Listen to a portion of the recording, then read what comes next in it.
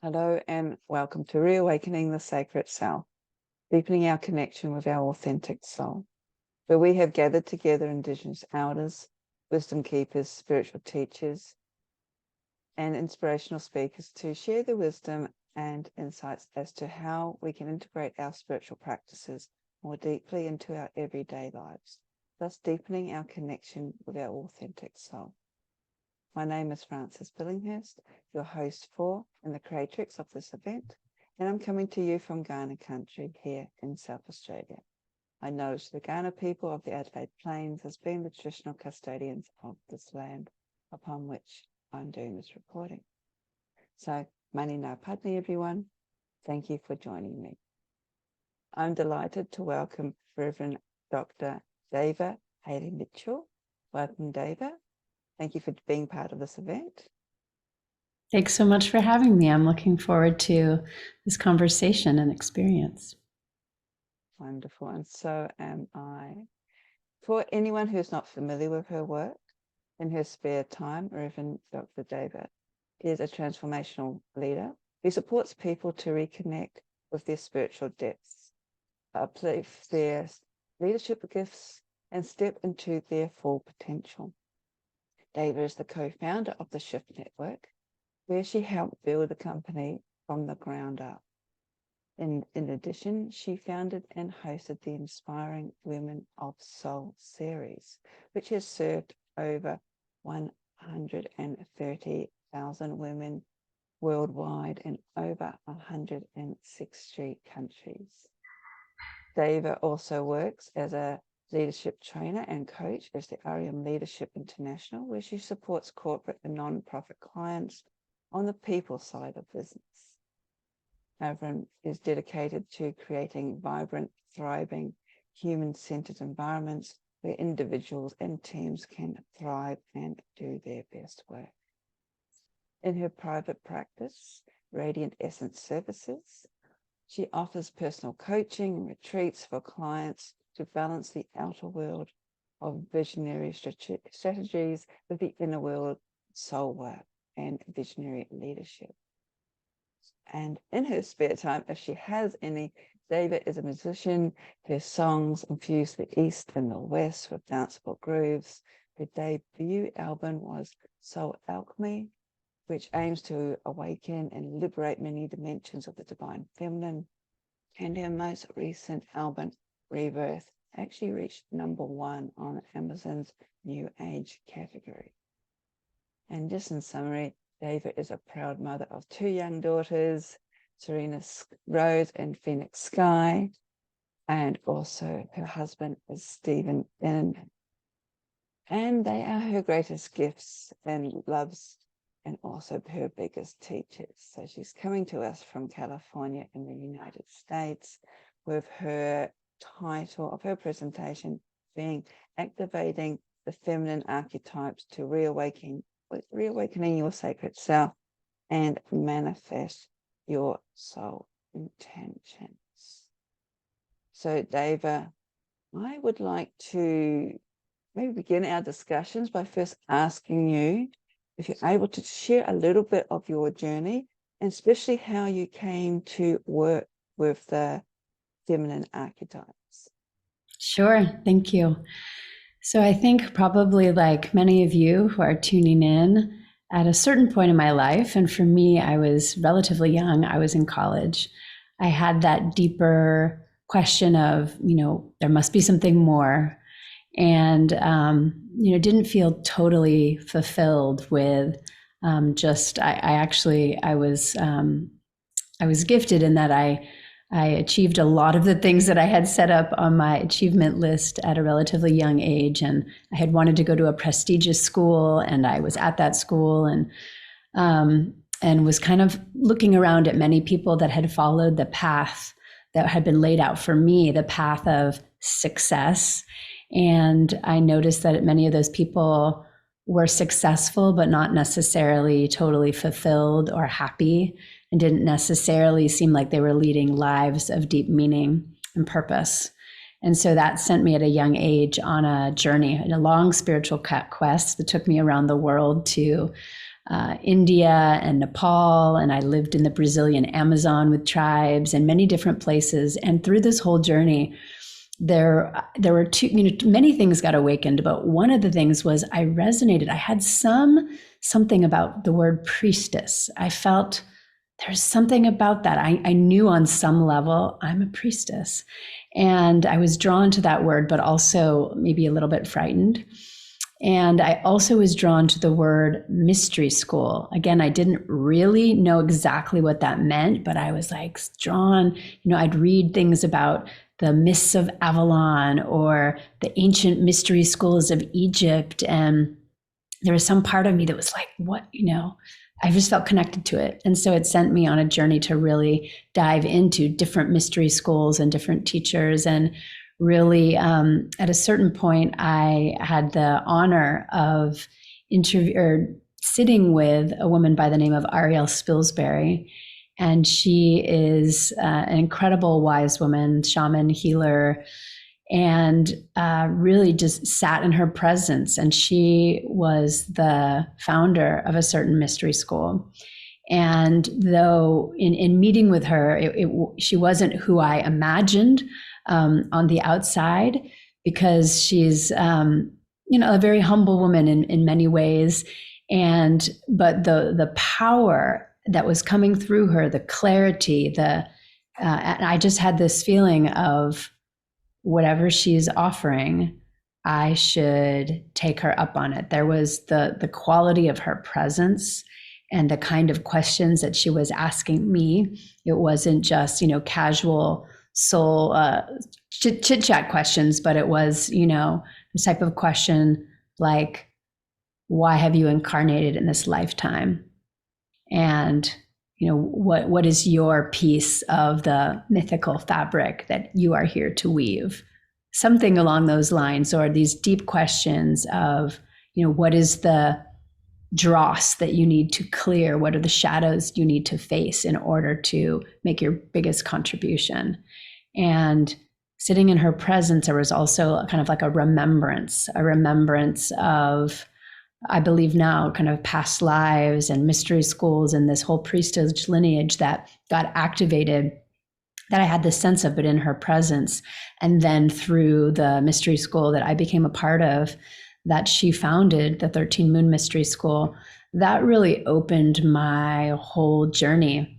And I think what I was after is, I had this vague sense of wanting to awaken, wanting to wake up and reach enlightenment was a desired vision. But I think having a really clear blueprint of what that looks like to lead an awakened life, and a roadmap of how do you actually get there in both a practical as well as a mystical sense, and to also have a container that was very feminine, that had a feminine map, which I think is unique and different than most of the patriarchal maps that have been handed to us from different religions. And so there was all these different pieces, just felt very enlivened, awakened. And then I went into that mystery school, and through that got exposed to the power of the priestessing path, and really the power of the archetypes to really create that tangible and spiritual roadmap for becoming the most radiant, awake, alive woman that I can be in this lifetime, which is still a work in progress. But I feel like I'm a lot farther along than I was when I started, which is coming up on 20 years. So it's been a long time. Wonderful. Thank you for sharing. Yes, I think when people begin to sort of awaken, even realize in this day and age of this feminine path, of the feminine energies, and as you term it, feminine archetypes, that can be a big sense of coming home, more so, Yeah. not only for women, but also for men. There is something feminine that's missing in our world. Yes. Which sort of definitely leads me into the next question. You're talking about the feminine archetype. For people who aren't aware exactly of what you're talking about, maybe can you explain this concept a little bit more, and also why it is important was this divine feminine aspect that we really need in our modern world. Great. Yeah. So the archetypes, I think, are best understood by giving some examples. So archetypes are essentially cross-cultural patterns of behavior that are recognizable no matter where you live and what era you're born in. So for example, when we talk about the archetype of the mother, no matter where you're born and no matter what culture you are, people usually understand, what the mothering energy is. And it has aspects, for example, of unconditional love and support and nurturance and receptivity. And so the great mother, we each have our own physical mother that was usually very human and very imperfect in that. But there's this archetype that we can aspire to of the great mother who holds these qualities, this deep embrace, this unconditional love. And so we can, in that way, there starts to be a roadmap of, okay, what are these qualities? How do we embody them fully? And then what are some of the shadows that we can fall into? So the mother is loving, but she can also be needy, or she could be overgiving, self-sacrificing, martyring. So, but the mother would be one example of an archetype. For men, also the father, the noble father would be an archetype. Or another archetype that we work with is the compassionate one. So what does it mean to be truly compassionate? Another example would be the wise woman, or the wild woman, or the muse. So the idea is that there's all these different ways of showing up as a feminine being, in this case, because I'm talking about feminine archetypes. But for men, again, you could talk about the warrior, the father, the lover, the priest, these different kind of ways of being. And then why these archetypes are important is because they give us this tangible roadmap. So for the feminine path that I'm following, the idea is that we work with 13 different aspects of the sacred feminine. Each of them have these light aspects that we're aspiring towards, and they each have shadow aspects, which are parts of us that are usually a bit in the shadows, like they're not in the light, we're not looking at them. They're not necessarily negative, but they're things that we want to move away from or help transform into the light. And so we can talk about waking up, enlightening, all these, becoming fully conscious, but then to have 13 different almost examples of, aspects of the feminine. So here's what it looks like for you to be fully in the great mother. Here's what it looks like for you to be fully in the goddess of love.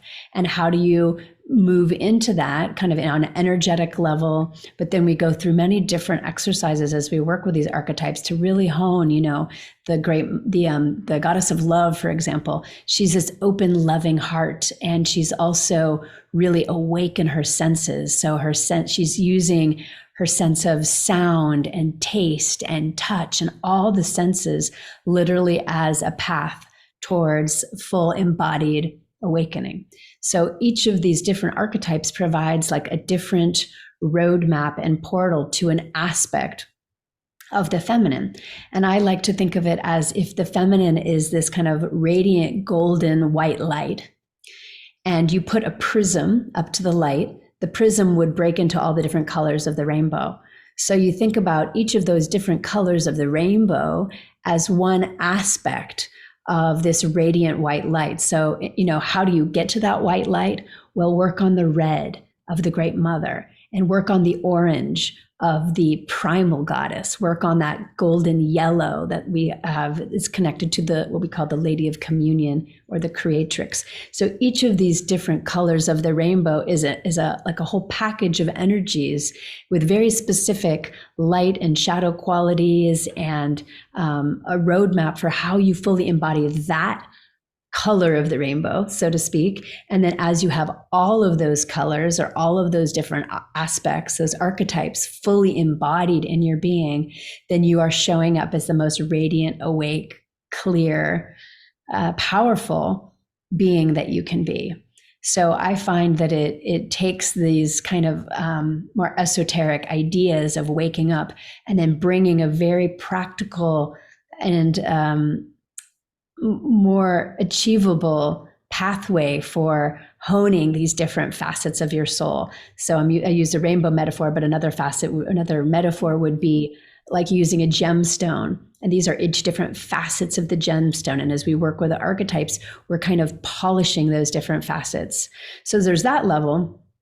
But another level of why working with archetypes is important is we can plug into larger than life energies. So in the same way, this taking you back in time when we used to connect to the internet and we used a dial-up connection. We'd go over our phone line and we'd have this really slow dial-up connection, which is more like the way that we are accessing our soul self on an everyday level. It's kind of slow and it's maybe not as radiant and powerful and full-blown.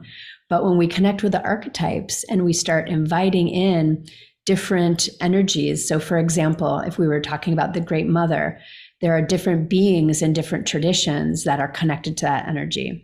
So for those that come from a more Christian background, you could think of Mother Mary as one of the archetypes of the Great Mother.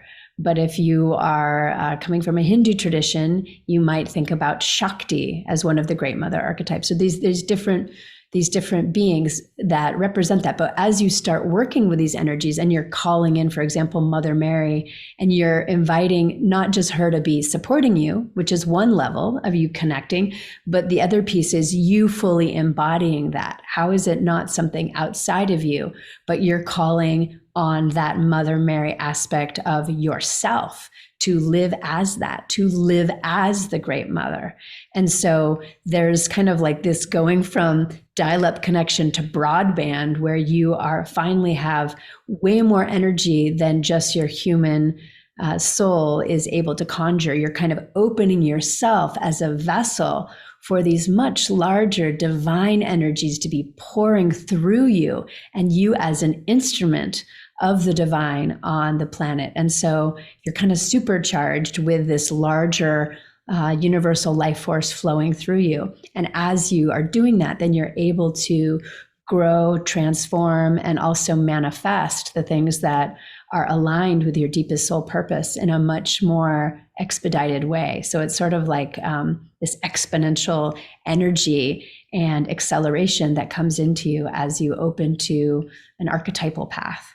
So I find it very efficient and effective, and kind of moving you, for those that are interested in more kind of quantum leaps in your soul evolution, it is a pathway for doing that. Wow, it sounds very exciting, and also something, I keep saying, which is very needed in this world, especially for women coming into their own power, to realizing that there is more to life out there than often what we have been led to believe. And this is what we're seeing in a lot of these circles these days, women stepping up, but also, as you said, through your own mystery school teachings, there's a guidance there, and not sort of like left to sort of follow a more patriarchal concept of what success is, what power is, because the divine feminine or the feminine archetypes, the whole concept of power is a little bit, I would say, different as well. Would you agree with that, that there is a difference, say, like stepping into power for men, for women, for working with the archetypal feminine, as opposed to what's being projected out there, which is a more masculine perception of power? Yeah, I mean, I think that power, there is a whole, rising body of what does feminine power look like. And I think a lot of more masculine power has been more patriarchal, as you said, as there's usually there's one person at the top who is the authority figure, and then it's this kind of pyramid model where it's hierarchy, and that's not necessarily a bad thing, but it is also not the only way. And it's kind of like a power over model, whereas the feminine model, I would say, is power with, and it's much more collaborative. Instead of this hierarchical pyramid, it's much more of a circle, saying, we each have incredible gifts, and how do we create a supportive space to activate the gifts in each of us? And it's not to say that, you may be more gifted in a particular realm and I may be more gifted in another realm, but it's really looking at how do we empower the whole, the circle, and how do we rise together so that there is there's just like a rising tide that we're all a part of, and there's more support and empowerment for us to each play our critical role. And I would say that the feminine models of power are also a lot more about the heart. It's not just wielding the sword, which is important too. And actually it's important for women to learn how to wield that sword with grace. But the key is with the heart wide open. So I think in a lot of the more patriarchal and more masculine power, a focus on heart and heart openness and connection, emotional intelligence, that usually hasn't been a lot of the conversation, though that conversation is changing. And I think it's changing in beautiful ways, because the truth is the feminine power has been missing not only for women, but it's been missing for men as well. So I think all humans are longing for a combination of both. And how do we have both of those in balance inside of ourselves? So how can men and women be more heart-centered, be more intuitively connected, be more empathetic and compassionately tending the circle around them? And those pieces are being much more acknowledged, that as we do that, actually, even according to more traditional success paradigms, you actually can be more successful too, because people feel like they're cared about, they feel like they belong, they feel like they're not just a cog in the system, and there is a greater collective intelligence that can be harnessed. And I think the feminine is particularly skilled at doing that. And so we all benefit from that. And it's a more inclusive model of power that's being called really from all of us right now. Wow, that sounds very, as I said, very heart-centered and also very empowering, that there is an opportunity out there for everybody to embrace, which sort of brings me to thinking, what, in your opinions, are the archetypes, especially in this day and age, which are the biggest sort of draws, biggest growth for women in particular today, but also for men, if there is the same one, but what's the biggest archetype that women are drawn to? Yeah, well, I would say, so it's interesting that you asked that women are drawn to. I would say we actually have a quiz that we do inside of our lineage, which is an archetypal quiz where people get a chance to look at, what is your primary archetype that you're already comfortable in.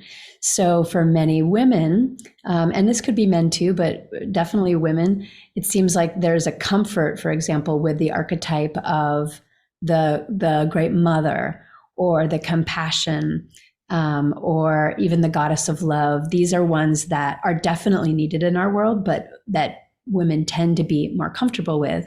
But there are some other archetypes that I would say are the more fierce feminine archetypes that at least women in our Western culture, I think it's different. For example, if you're living in other countries, there's maybe more acceptance of the fierce feminine archetypes. But as an example, one of the archetypes that we work with is called the initiator.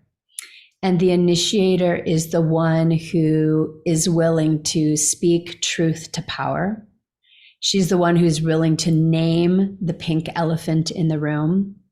She's the one who's willing to not be liked in order to say what is true. But there's caveats to it. There's a lot of, I'm just going to speak my truth. And it's sort of, yes, speak your truth, but how do you do it in a way that can be really received? Is it the right time? Is your own heart open? Are you reactive when you're going to be speaking your truth? Or are you in a clear, calm, neutral place inside yourself? Are you speaking your truth in a way that you're really in service to that other being? Do you have your own agenda? Are you trying to, cut off their arm or cut off their leg? Or are you using your words to cut off the shackles that bind them? So learning how to do this in a way that is skillful and using, it's like this fierce feminine. We talked about the sword before. So it's inviting women like, yes, sister, we call on you to pick up the sword and to let this more fierce energy come through you. And yet we're inviting you to do that in a way that's skillful, understands skillful means. And so that's one archetype, for example, that is not as embodied, but it's a growing edge for many women. There's another one that we talk about that is, we call her the creator destroyer. And one of the embodiments of the creator destroyer, there's embodiments, again, if you dive into this, which I do in my classes, into each archetype and what are the embodiments and the colors and the gemstones and the qualities and the shadows and the practices that we do for each one to really bring them into our lived experience so we can embody each of those in the longer trainings that we do. But the creator destroyer, one of her embodiments is Kali.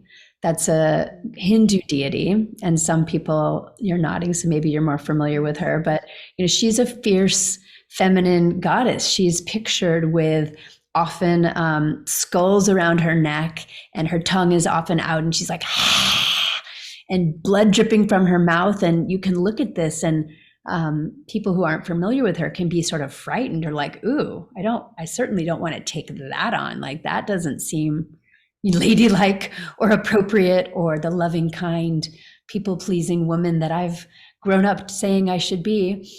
And yet Kali is really important for women. She is she's pictured in this way because the skulls that she has around her neck are representing what are the aspects of yourself, or what are the patterns that you've been carrying around for lifetimes that are not serving you, that you need to lay to rest, that you need to let die so that something new can be born. And where do you need to have a more fierce energy? This is the energy that teaches women to say, back off when approached by someone in a dark alley that is, menacing, or a don't mess with me energy.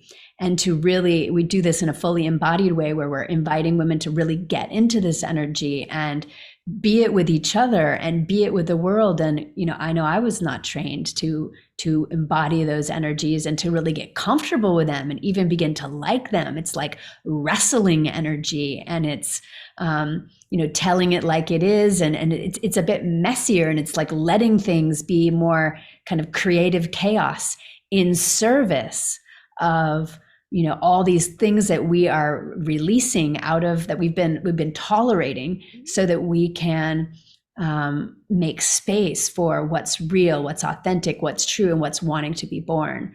So training women in particular, and it's different for men, but training women in particular in those energies is really the growing edge, where depending on the woman, there are women who are already very embodied in these energies, and maybe they need more support in feeling the compassion or feeling, a different aspect. And for men, it's like, maybe they're grounded in the warrior. Many men are, but they need the more open-hearted, loving father energy. Or, for each person, you have your own roadmap through, but it's not a cookie cutter approach for every person, but there are these archetypal patterns, and you look at, okay, where am I comfortable? Where is my growing edge? And then having a place where you have like a kind of a playground to really practice with others, to get into the other energies. And then as a result, your more full, authentic power really comes online, where you have access to all of the parts, your initiator, your great mother, your wise woman, your wild woman, your goddess of love, that you can, kind of dial up and dial down all these different parts of yourself based on the appropriateness of the moment. So you're not just painting the portrait of your life with just a few colors. You're painting with that full rainbow that we talked about before. So you're living in this fully expressed, fully embodied kind of way, which ultimately is much more fulfilling as well. because you get to be all of you. That sounds wonderful. And yes, personally, I do have a connection with the creator, destroyer, or the destroyer, just creator, I should say, with Kali. And I also find, keeping in theme of the whole conference, the authentic self, it is also the willingness or the being able to me, Kali is also about surrendering, in particular, surrendering our ego, our sort of man-made, human-made sort of constructs or perceptions of the world, and giving ourselves over to maybe a sense of, I call it the other, higher power, whether it's our old higher consciousness or whatever, and getting out of our head, because sometimes we get so caught up with what's me and I'm the center of my whole universe and the whole world revolves around me. We sort of lose touch of there are other things happening out there, and maybe it's just not always about ourselves as well. It's definitely not always about ourselves. So yeah, Kali, that would be one of the things that you would put on Kali's sort of altar to be cut, is like, you know, the part of you that that would be, I would say, your narcissism. And to look at, you know, what I love about this work is these shadows are named, and we get a place to say, like, if it's narcissism, where am I narcissistic? Not to blame myself about it, and saying, you know, is that really serving me? Is that who I want to be in the world? And to not pretend it's not true, but just to really look at it. Or where am I, fill in the blank? Where am I selfish? Where am I narcissistic? Where am I arrogant? Where am I? What are the shadows? And to just face them in a loving way, and then see, and who do I choose to be now? And usually under each of these things, there's a wound underneath. So it's like, not just I'm narcissistic for no reason. It's like, oh, well, maybe the narcissism is because you grew up in a family where you were somewhat neglected. You didn't get the full attention that you needed. So you had to make it all about you because no one else was making it fully about you. And so you go underneath to these shadows, to usually these very tender wound places underneath that are longing for connection, healing, and having a loving container to then receive the healing that's needed usually. And then once the healing happens, then some of these different shadows tend to dissolve because they're not needed anymore. We are more whole. Yes, I think this is something that we definitely need in our world today, as we're going through so much change. So talking about the archetypes and the world of chaos and change that we're going through, it's almost like Kali's sort of wielding her sword, sort of like cutting our ties from our past. But these archetypes, from listening to you, also give us, you said, a framework, a sort of like a guidance to move forward. So is there actually an archetype that's most needed in our current life, or at the current situation we're living in at the moment? Yeah, I think that there are many that are needed. I think we need all of them. But the archetype that I would love to talk about, and if you're open to it, I'd love to guide a little practice, is the archetype of the Great Mother, which sounds so simple. It's interesting because everyone's like, oh yeah, understand mother. And especially if we've been a physical mother, we're like, check that box. But what we're talking about that's needed in our planet right now is this space, especially in the face of, you know, the amount of war that's happening on our planet right now, the amount of political fighting. It's like there with what's happening in the world, particularly with the wars. I feel like myself and so many others have our hearts broken open, and there's the space of, you know, bringing in the holding. Like, people are getting really, really jangled for good reason with all of the chaos in the world. And so calling in this nurturing Great Mother, where you feel like, oh, someone's got my back and I can actually rest into this space. So if you're open to it, could I guide people into a little journey to just let people commune with the Great Mother and see what wisdom she may have for our participants about, you know, what's going on in their own particular life right now? Oh, please. I think that I agree with you. I think this is very urgent and very important skill that we will need to access today. Okay, great. So I'm going to invite everyone to take a deep breath. And I'm going to invite you to imagine that there is a grounding cord that is going from your body underneath to the earth. And you're just sending that grounding card as deep down as it needs to go for you to feel truly anchored and grounded. And on the exhale, I want to invite you to imagine that you are just sending out anything using your breath, anything that doesn't feel like it's serving you right now. Any energy that feels at a lower vibration than the energy of love. So just taking a few deep breaths.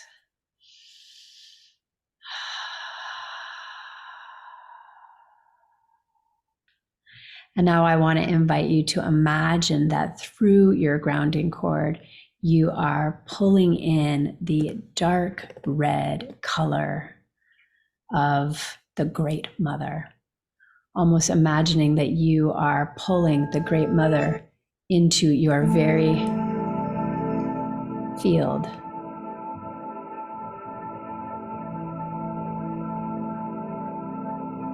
So you are pulling in the energy of Mother Earth, Mama Gaia, and associated with her is this burgundy red color. And as you're breathing in this burgundy red color, I want to invite you to imagine you are also bringing in some of the qualities of the Great Mother, including unconditional love, including nurturance, including receptivity.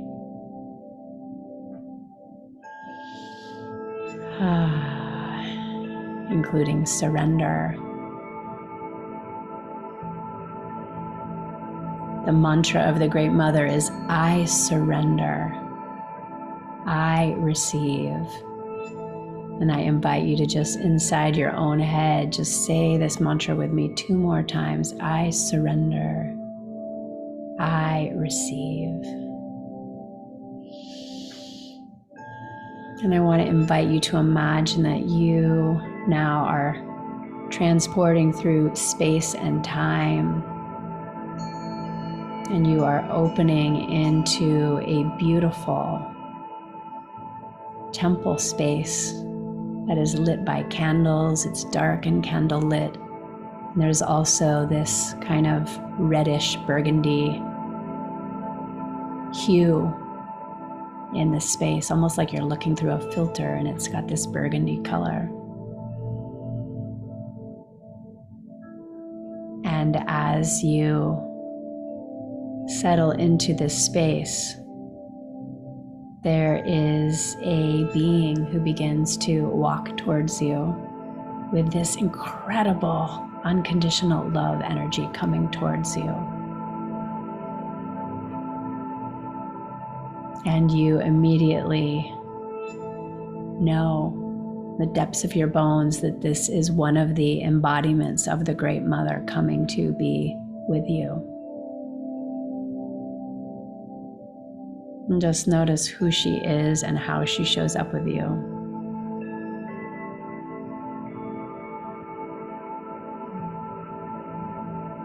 And she holds out her arms to you, just wanting to embrace you. And just, if you feel called, allow yourself to just melt into her embrace.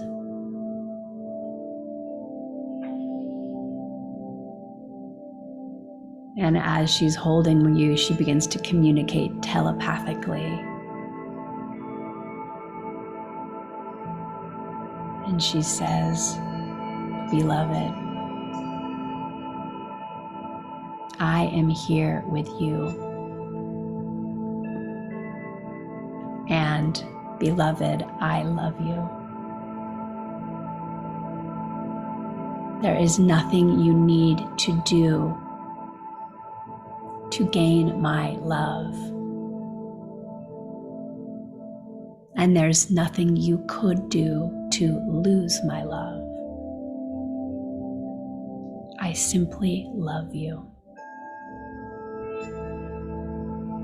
I simply love you.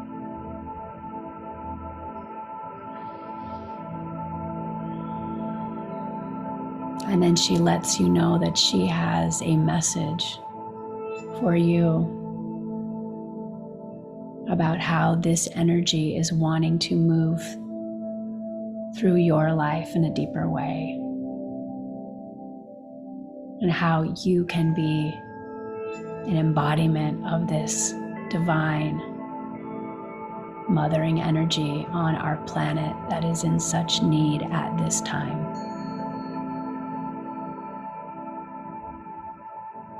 So just opening now to receive her guidance for you personally.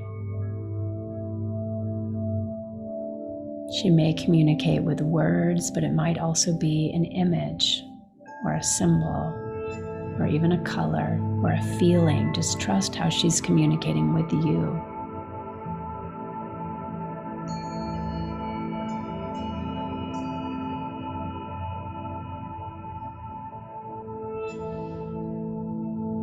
And with that, she says, it's time for me to take my leave, beloved. Hold this message deep in your heart and call on me anytime you need my love. I am here. And with that, you feel she begins to actually merge into your being as you and she are one.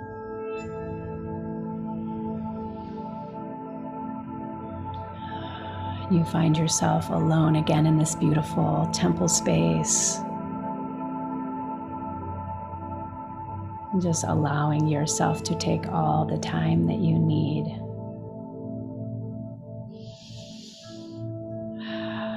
To come back into our shared space together. So just take a moment or two, letting yourself marinate in these energies. And then as you feel ready, you can open your eyes again. If you need a minute to jot down anything that feels important that was said in this session or that was transmitted to you from the Great Mother, please do that now. And just coming back to you, Frances, how are you doing? And anything that you feel is worth sharing with our collective? Any messages that came to you that would benefit our listeners here? Very, very, very deep. I like that sort of like connect in with the Great Mother. It's almost like the dissolving, especially of the physical self. And a little bit, as you were saying earlier too, coming back to the heart. The more that we open our heart, regardless, and I think the heart isn't a sign of weakness. It is actually great strength. And we don't understand how strong the heart is. And coming from it, I suppose it's more than just love. It's unconditional love. It's compassion for everyone else around and including our own selves. I think that's what we feel inside, we reflect out. Beautiful. Beautiful. Thank you for sharing that. And I'm imagining that each person participating got their own little piece of wisdom as well. So hopefully there were some good nuggets. And I would invite you to listen deeply to the message and then actually to work with it. And if there was specific guidance for you, to really take action on that in your life. This is the way we directly commune with spirit and co-create with the divine, by opening, listening, getting guidance, and then taking action on it. No, and thank you very much for sharing that with us. And you did mention the next stage is like, yes, it's great to sort of take on the wisdom. We also need to play our part in acting on it and following it through. Yes. So, unfortunately, we are running out of time. Again, Yes. I am very grateful and heartfelt thanks for you sharing your wisdom with us. Before I completely wrap up our interview, I would like to just take an opportunity and mention that you're offering a wonderful free gift for our audience, which is a dynamic meditation series. Would you like to speak a little bit more about that? And also, if you have anything upcoming for our audience, how they can get in touch with you, there will be the link to your website below. This is Great. Sure. Well, yeah, so the dynamic meditation series is a 3-part series, and it gives you an opportunity to tap in with some of this deeper wisdom that I was sharing with you, and then put it to practice in your life to really get clear on what you're up to, what you want to create in your life now, and how to bring it into manifest form. So I have 3 videos on that. And if you go to the link that she's going to provide, then you'll get access to that. And 3 videos will immediately be available to you. And you'll also end up on my e-zine list. So you'll get regular communications from me with different meditations. And I'm also a musician, so I send out audio tracks. I set out different like wisdom tips and kind of guidance for what's happening on the planet at that time. And then I'll also let you know about different teachings that I'm doing and workshops. I have just launched a year-long program, which is a deep dive into these different archetypes. And we've just started it, but it's not too late to hop in. So you can learn information about that on my website. I actually have coming up a retreat, 2 different retreats, one in Mexico and another one in Nevada City, California, which is where I live. I know it's a long trip for you all, but if anyone is interested in working more deeply with the sacred feminine archetypes as well as with plant medicine, that's something that I'm combining to really accelerate people's transformative process. And I also do a lot of one-on-one work and have people around the globe that I'm doing sessions, deep healing work and sessions to open up these different energies and create really spaces of healing of whatever's in the way of people standing as their most full potential. So if you go onto my website, there's a contact me form and you can reach directly out to me there. And I'd love to work with you one-on-one. I also, at various times in the year, have different small groups that are happening. So if people want to be in smaller mentorship mastermind circles to really do this deeper soul work, there's a lot of different ways that people can participate. But joining my email list through that dynamic meditation series is a way to just be informed about different offerings that are coming up, as well as receiving different resources to support you in your life. wonderful. Thank you, Devaa. Thank you very much for everything that you've shared with us today, including the offering of the guided meditation with the Earth archetype, Earth Mother archetype. It's been wonderful to actually be speaking with you. It's been a pleasure. Thanks so much for having me. More than welcome. And to the audience, please check out David's offerings below. There's so many that I'm quite sure there'll be something that will be of interest to you. So yes, and I realized I didn't tell people my website. Actually, my website is my first name, which is strangely spelled. It's devaa.com, which is DEV as in Victor, A as in Apple, and then another A as in Apple.com, devaa.com. So that's where you can find all this information. fantastic. And of course, I'll be linking it below as well.